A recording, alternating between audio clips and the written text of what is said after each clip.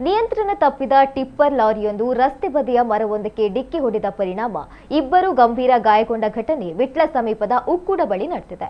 ಗಾಯಾಳುಗಳನ್ನು ಪುತ್ತೂರು ಮೂಲದ ದಿನೇಶ್ ಮತ್ತು ಅಂಕಿತ್ ಎಂದು ಗುರುತಿಸಲಾಗಿದೆ. ವಿಟ್ಲ ಅಡ್ಯನಟ್ಕ ರಸ್ತೆಯ ಉಕ್ಕುಡ ದರ್ಬೆ ಎಂಬಲ್ಲಿನ ಅಪಾಯಕಾರಿ ರಸ್ತೆ ತಿರುವಿನಲ್ಲಿ ಈ ಅಪಘಾತ ಸಂಭವಿಸಿದೆ. ಉಕ್ಕುಡ ಕಡೆಯಿಂದ ಕುತ್ತುಪದವು ಕಡೆಗೆ ಸಂಚರಿಸುತ್ತಿದ್ದ ಟಿಪ್ಪರ್ ಲಾರಿ ಚಾಲಕನ ನಿಯಂತ್ರಣ ಕಳೆದುಕೊಂಡು ರಸ್ತೆ ಬದಿಯ ಮರಕ್ಕೆ ಡಿಕ್ಕಿ ಹೊಡೆದಿದೆ. ಡಿಕ್ಕಿಯ ರಭಸಕ್ಕೆ ಟಿಪ್ಪರ್ ಲಾರಿಯ ಮುಂಭಾಗ ಜಖಂಗೊಂಡಿದ್ದು, ಲಾರಿಯಲ್ಲಿದ್ದ ಚಾಲಕ ಮತ್ತು ಕ್ಲೀನರ್ ಇಬ್ಬರು ಕ್ಯಾಬಿನ್ನಲ್ಲಿ ಸಿಲುಕಿ ಗಂಭೀರವಾಗಿ ಗಾಯಗೊಂಡಿದ್ರು. ಘಟನಾ ಸ್ಥಳಕ್ಕೆ ವಿಟ್ಲ ಠಾಣಾ ಪೊಲೀಸರು ಆಗಮಿಸಿ ಮಾಹಿತಿಯನ್ನು ಸಂಗ್ರಹಿಸಿದ್ದಾರೆ.